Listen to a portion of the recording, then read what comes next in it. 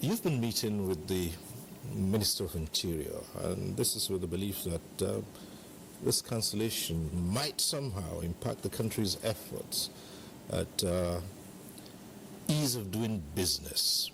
Can you take us through the concerns and clarify just exactly the Minister's stance on Visa on Arrival initiative?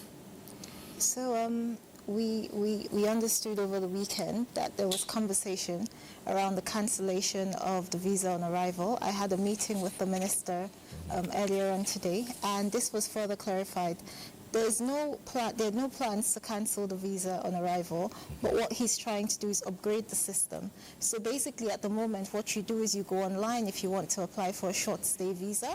You go online, you apply, and then it becomes, well, your application gets sent into the immigration department, the office of the CG to be specific, and then it's a paper trail that goes till the CG approves your visa. But what the minister is looking to do is automate the entire process. So if you apply online, within 24 to 48 hours, you would get a response, whether it's positive or negative, and your visa will be sent to your email.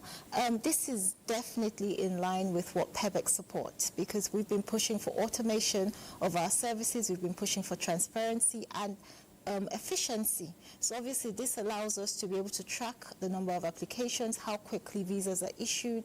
So this is definitely in line with this administration's drive to promote business inflow into Nigeria. All right, so because the next thing would be, now that you're talking of an upgrade, how would it impact Nigeria's business environment, and how would this help to attract more foreign investment with this? To be honest with you, I think automation would lead to an easier visa processing process, right? And this in itself should obviously attract more people, because then it takes out all the bottlenecks of having to know somebody in immigration, having to send in applications, having applications just floating with no timeline, no definite timeline as to when you're going to get a response.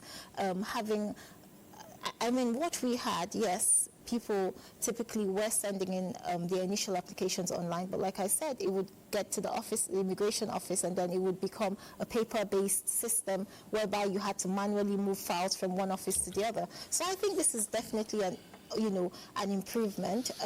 We're not taking it for granted at PEBEC. We will continue to work very, very closely with the Immigration and the Office of the Minister of Interior to make sure that this new system is adopted seamlessly, and we're able to benefit, the tangible wins which we're looking for with from this new policy. I think there was a bit of miscommunication as to people, I guess the general public, including myself, not fully understanding what the minister meant when he said a cancellation. All right. Because we were very quick to respond. One of the key things that we're pushing during this new President Bola Ahmed Tinubu's administration is for consistency as it regards policies. Recently, we launched the regulatory impact analysis framework, which basically states how our ministries, departments, and MDAs can go about, implementing new reforms or policies.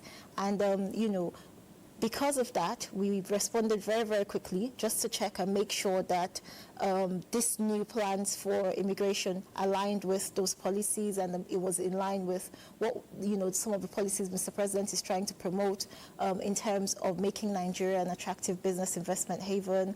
And to be honest with you, I don't see anything wrong with what the minister is trying to do. I think this initiative should be supported.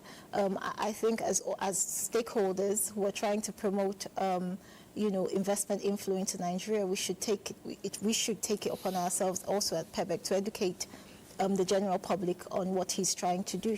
Okay.